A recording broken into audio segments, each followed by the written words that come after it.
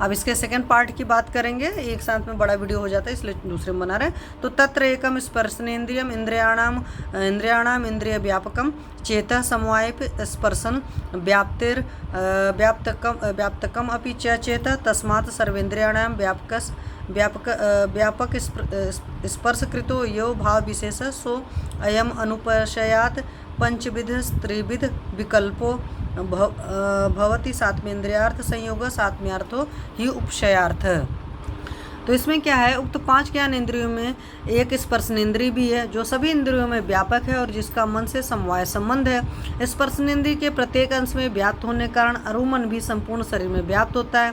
इस कारण से सभी इंद्रियों की व्यापक रूप में जो स्पर्श रूपी विशेषता है वह अनुपशय पंचविध होता है और इसके त्रिविध विकल्प होते हैं। इसी को असंत्यांतर संयोग कहते हैं। साथ में का ही अर्थ उपशय होता है।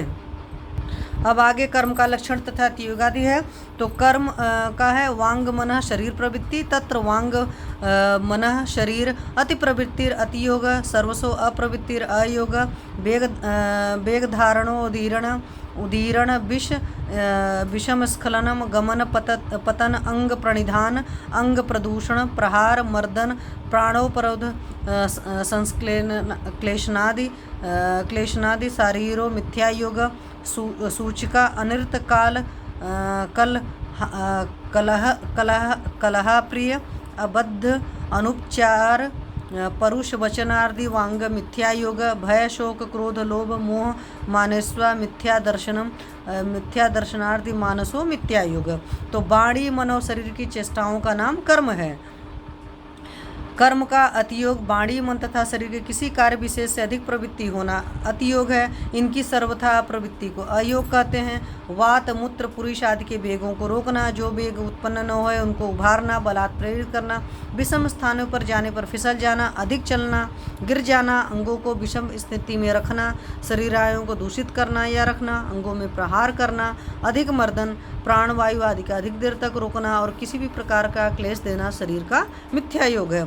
चुगली करना, झूठ बोलना तथा बेसमय में झगड़ा करना, अप्रिय भाषण, बिना किसी प्रसंग के बातचीत करना, विपरीत आचरण करना, कठोर वचनों का बोलना इत्यादि वाणी के मिथ्या योग हैं। डरना, शोकाकुल होना, क्रोध करना, लोभ मोह मान ईर्ष्या मिथ्या दर्शन, किसी को गलत देखना या समझना आदि मन के मिथ्या योग हैं।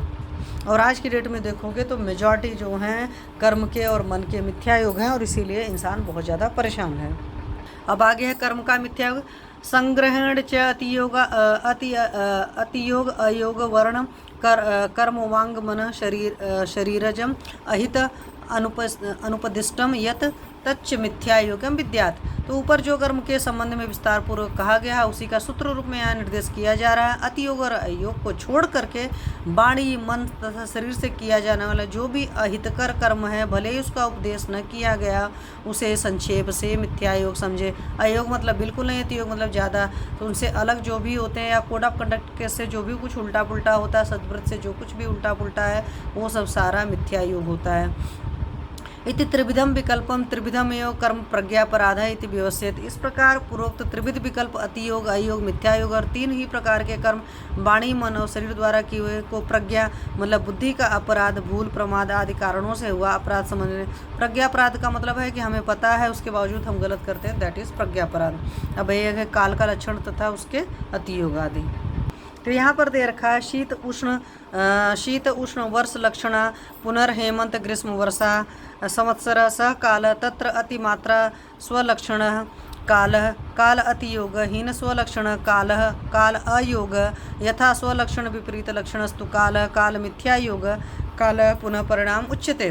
तो क्रमशः हेमंत ग्रीष्म और वर्षा काल शीत उष्ण और वर्षा के लक्षणों से युक्त होते हैं। इन्हीं के समूह को संवत्सर या काल विभाग कहते हैं।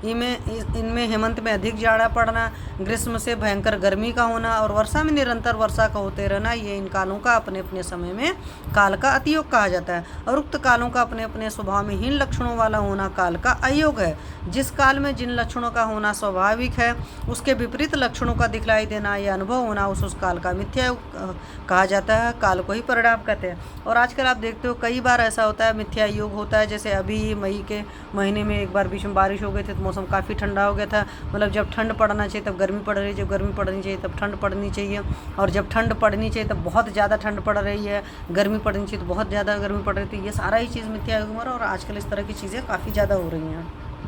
आगे है इत असात्मेन्द्रियार्थ संयोग प्रज्ञापराध परिणामश्चेति त्रिविध विकल्पा हेतवा विकाराणाम समयोग युक्तास्तु प्रकृति हेतु भवन्ति। तो इस प्रकार असात्मेन्द्रियों के अर्थों का संयोग प्रज्ञापराध परिणाम ये तीन तथा पूर्वोक्त त्रिविध विकल्प अतियोग अयोग मिथ्यायोग विकारों की उत्पत्ति में कारण होते हैं, और उक्त त्रिविध विकल्प आदि समयोग युक्त हों तो प्रकृति या स्वास्थ्य में कारण होते हैं। अगला है युक्ति की प्रधानता। तो सर्वसाम्येव भावानां भावो अभावनांतरेण योग अयोग अतियोग मिथ्या योगान समुपलभ्यते यथा स्वयुक्ति अपेक्षणो ही भाव अभावो। तो यहाँ पर है सभी भावों का भाव अथवा अभाव योग अयोग अतियोग तथा मिथ्या योग के बिना प्राप्त नहीं होता है, क्योंकि भाव यथावत अपनी युक्ति की अपेक्षा करता है और अभाव अपनी युक्ति की अपेक्षा नहीं करता है।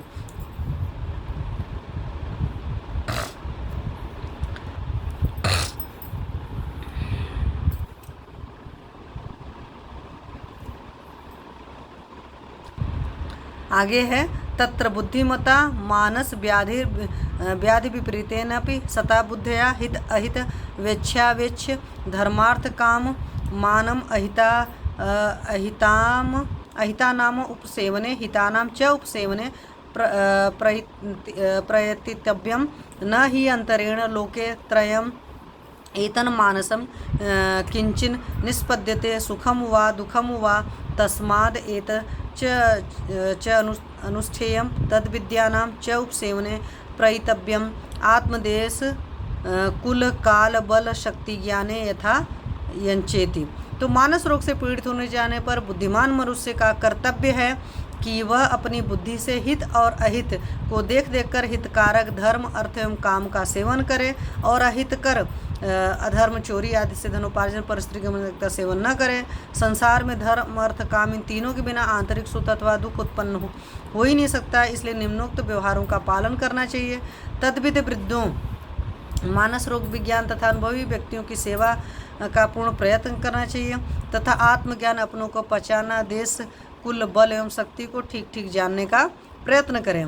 प्रायः सभी रोगों की चिकित्सा में वैद्य को निर्देश दिया गया कि रोगी से उक्त प्रकार का आचरण करने को है, किंतु मानस रोगी की चिकित्सा में बुद्धिमता मानस व्याधि विपरीतना पर स्वयं रोगी के ऊपर ही सारा उत्तरदायित्व दे दिया गया है। यह भी मानस रोगी का ही कर्तव्य है कि तद्विध मानस रोग विशेषज्ञ की सेवा करें। आत्मदेश काल बल शक्ति का परिज्ञान उसके लिए अति आवश्यक है कि वह सदैव सावधान रहकर अपने को भूल न जाए। वृद्ध चाणक्य ने तो आत्मादेश आदि ज्ञान सभी के लिए आवश्यक बतलाया है, इसी को महर्षि ने अपर अपी शब्द के द्वारा स्वीकार किया है। आगे है भवति छात्र। तो मानसम प्रतिभैसज्यम त्रिवर्गस्य अन्वेक्षणम तद्विद्य सेवा विज्ञान आत्मादीनाम च सर्वसः। तो यह पद्य मानस रोग की चिकित्सा का उपसंहार है। मानस रोगी को चाहिए कि वह धर्म अर्थ काम का विधिपूर्वक पालन करे, मानसिक रोग विशेषज्ञों की उपासना तथा आज्ञा पालन करे, आत्मा देश काल आदि का ध्यान रखे। तो एकदम बहुत क्रिस्टल क्लियर चिकित्सा सूत्र है कि धर्म अर्थ काम का जो भी है सही सेवन करना है, विधिपूर्वक पालन करें। मानसिक रोग विशेषज्ञों की उपासना मतलब आपको जाना पड़ेगा, अपना उनके पास में जाएंगे, जो बात कहेंगे उस तरीके से उनकी बातों को मानना पड़ेगा, और आत्मादेश काल आदि का ज्ञान रखें कि जैसी कंडीशन है उसके हिसाब से बिहेव करना है, ये नहीं कुछ भी मनमानी करेंगे।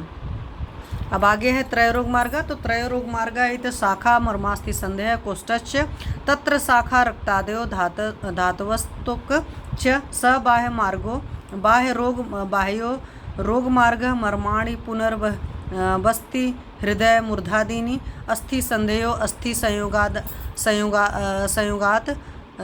संयोगास्तत्र उपनिबद्धाश्च स्नायु कंडरा स मध्यमो रोगमार्ग कोष्ठम पुनरुच्यते महास्रोत शरीर मध्यम महानिम्न आम पक्वाशयश्चेति पर्याय शब्दस्तंत्रे स रोग मार्ग आभ्यंतर। तो रोगों के 3 मार्ग हैं, शाखा, मर्म, अस्थि, संधि। एक तो इस तरीके से, तो पहला शाखा है, दूसरा मर्म, अस्थि, संधि और तीसरा कोष्ठ हो गया। यहाँ शाखा शब्द से रक्त आदि धातु तथा त्वचा का ग्रहण किया जाता है। यह रोगों का बाहरी रोग मार्ग है। बस्ती, हृदय, मूर्धा आदि को मर्म कहते हैं। अस्थियों के जोड़ों को अस्थि संयोग कहते हैं। इन संधियों में बदी स्नायु कंडराएं तथा सिरा आदि का समावेश भी अस्थि संधियों में होता है। यह रोग मध्यम रोग मार्ग है। अब कोष्ठ के बारे में कहा जाता है, महास्रोत, शरीर का मध्य भाग, आमाशय, पक्वाशय, इन परिवाचक शब्दों से इस तंत्र में कोष्ठ कहा गया है। यह भीतरी रोग मार्ग है। तो कोष्ठ में कोई रोग हो जाता है तो वो भीतरी रोग मार्ग में हो गया। तो इसमें क्या है, तत्र गंड, पीड़का, अलजी, अपची, चर्मकील, अधिमांस, मशक, कुष्ठ, व्यंगादयो विकारा, बहिर्मार्गाश्च विसर्प, स्वैथु, गुल्म, अर्शो, विद्रधयादय, शाखानुसारिणो भवन्ति रोगा।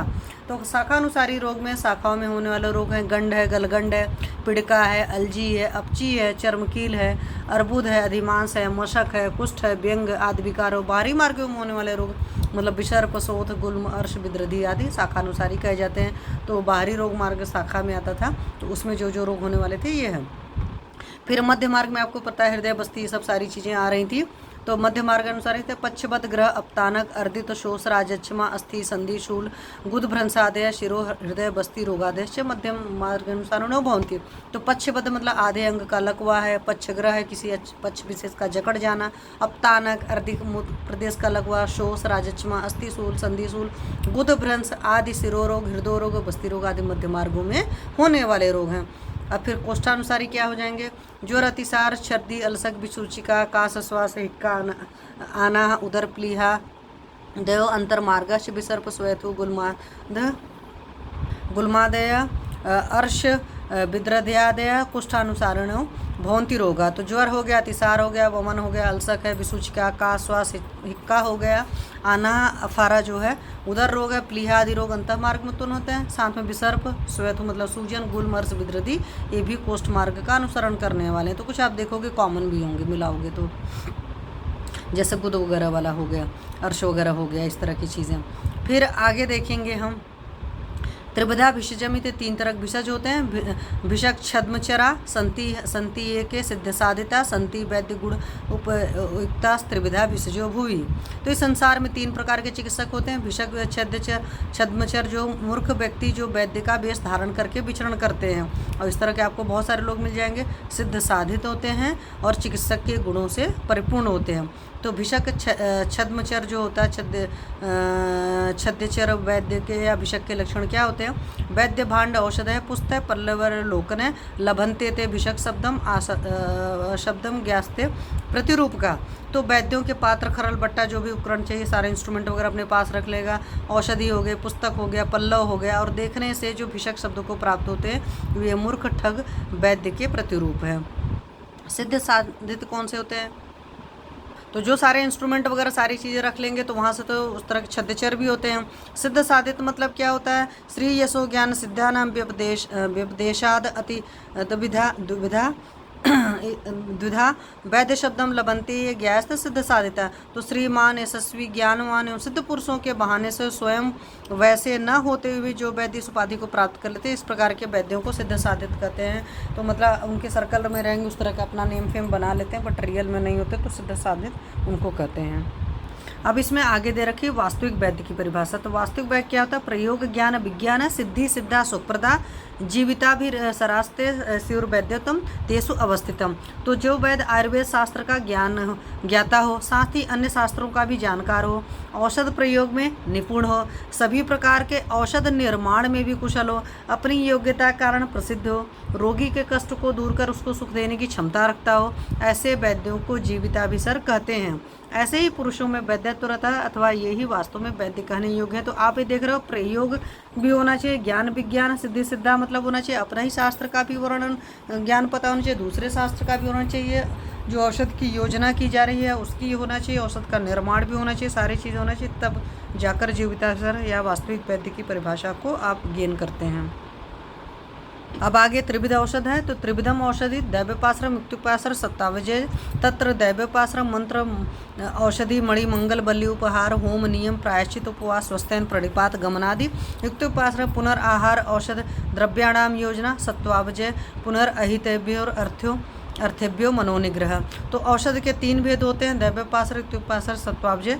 क्रमशः इनका परिचय ये है कि मंत्र, औषध, मणि, मंगल, बलि, उपहार, होम, नियम, प्रायश्चित, उपवास, स्वस्थयन, प्रणिपात, तीर्थगमन आदि दैव्यपाश्रय चिकित्सा का क्षेत्र हैं। आहार विहार तथा औषध द्रव्यों के युक्तियुक्त प्रयोगों को इत्युपाश्रय कहते हैं।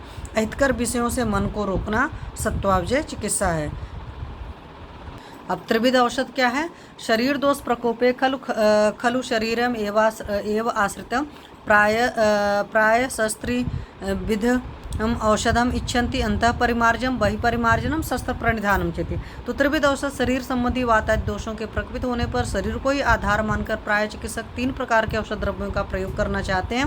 यथा अंतः परिमार्जन मतलब इंटरनल यूज, बहि परिमार्जन एक्सटर्नल यूज, शस्त्र प्रणिधान मतलब सर्जरी।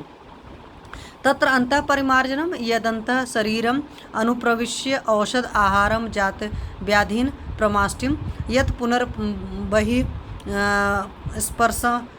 स्पर्शम आश्रित्य अभ्यंग स्वेद प्रदेह परिषेक उन्मर्दन आद्य रामयान प्रमाष्टिम तद बहि परिमार्जनम शस्त्र प्रणिधान पुनः छेदन भेदन दारण लेखन उत्पाटन प्रक्षण सीवन ऐषण क्षार अग्नि जलोकाश्चेति।